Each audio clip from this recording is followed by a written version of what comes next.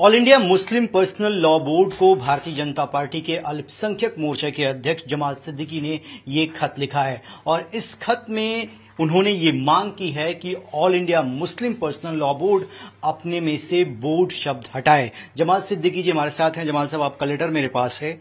आप भी एक मुसलमान हैं, आपको बोर्ड शब्द से क्यों आपत्ति है? मैंने एक आम मुसलमान होने की हैसियत से all India personal law board के जो हमारे अध्यक्ष हैं उनको एक चिट्ठी लिखी है कि आप अपने नाम के आगे से बोर्ड का शब्द हटाएं, क्योंकि आप गैर सरकारी संस्था हैं, आप सरकारी संस्था नहीं हैं। जो सरकारी संस्थाएं होती हैं वही बोर्ड लिखती हैं, और आपके बोर्ड शब्द लिखने से मुसलमानों में और देश भर के सभी नागरिकों में एक भ्रम की स्थिति पैदा होती है। आपके बात को सरकार की बात समझते हैं और आपकी जो बात है वो उसको लोग कहीं ना कहीं मानते भी हैं, और उसके भरोसे आप सरकार को ब्लैकमेल करने का काम करते हैं। आप अपने हिसाब किताब भी नहीं बताते हैं, जिससे लोग जो है भ्रम की स्थिति में हैं। तो हमने उनसे यही गुजारिश किया है कि आप अपने नाम के आगे से बोर्ड का शब्द हटाएं। जमाल साहब, आपने कहा कि जो वित्तीय लेन देन है उसके बारे में अपने वेबसाइट पे जानकारी नहीं दी जाती। क्या आपको कोई संदिग्ध ट्रांजैक्शन की जानकारी मिली है? किस आधार पर आरोप लगा रहे हैं और ये किन लोगों से चंदा लेते हैं? ऐसी कोई जानकारी आपके? देखिए, ये एनजीओ है और एनजीओ काम होता है कि साल के अंत में अपने जो ऑडिट रिपोर्ट है उनको प्रकाशित करना लोगों में।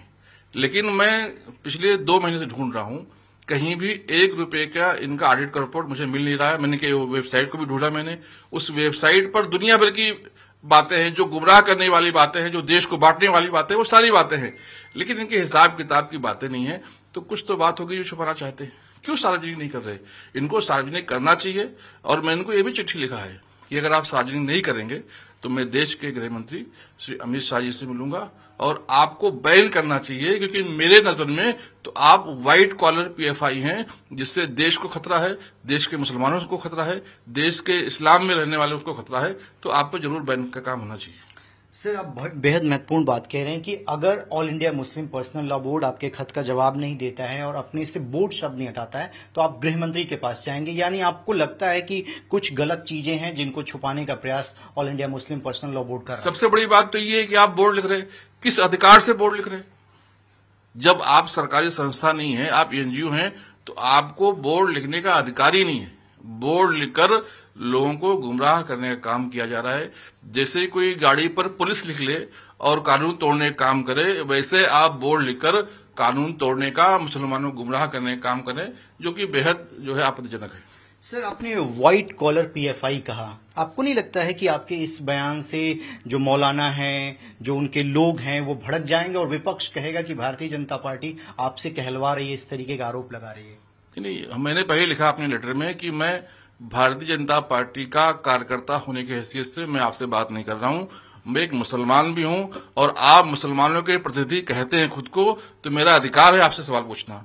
और अगर आप संदिग्ध अवस्था में पाए जाएंगे तो हम कोई भी सवाल पूछ सकते हैं। आपको बुरा मानने वाली बात क्या है? अगर आप व्हाइट कॉलर पीएफआई नहीं है तो आप जवाब दें कि देश को तोड़ने का काम क्यों करते हैं आप? अभी वक्फ बोर्ड का मसला आया, उसके पहले 3 तलाक का मसला था, उसके पहले मैरिज एक्ट का मसला आया, उसके पहले शानबाग, ये सारे मामले जहां पर मुसलमान को देश के कानून को ना मानने पर प्रेरित किया जाए, वो सारे काम करते हैं। जबकि इस्लाम में कहा गया है कि जो मुसलमान है वो किसी भी देश में रहे, लेकिन देश के कानून को मानना फर्ज है, उसकी पहली जिम्मेदारी है। तो आप हमेशा जो देश का कानून बनता है उससे खिलाफ जाते हैं, क्योंकि आप सरकार को ब्लैकमेलिंग करने का काम करते हैं। आपके पास वोट बैंक है, ये दिखाकर सरकार को ब्लैकमेल करके अपने काले धंधे चलाते हैं। ये ना पसंद है। चलिए, जमाल सिद्दीकी साहब हैं, इनका कहना है कि व्हाइट कॉलर पीएफआई अगर वो अपने तमाम वित्तीय लेन देन का जानकारी नहीं देते हैं, उनके सवालों का जवाब नहीं देते हैं, तो वो सबसे आखिर में केंद्रीय गृह मंत्री अमित शाह से मिलेंगे और उनसे ये रिक्वेस्ट करेंगे कि all India Muslim personal law board पर बैन लगना चाहिए। रविकांत राय, टाइम्स ऑफ भारत, दिल्ली।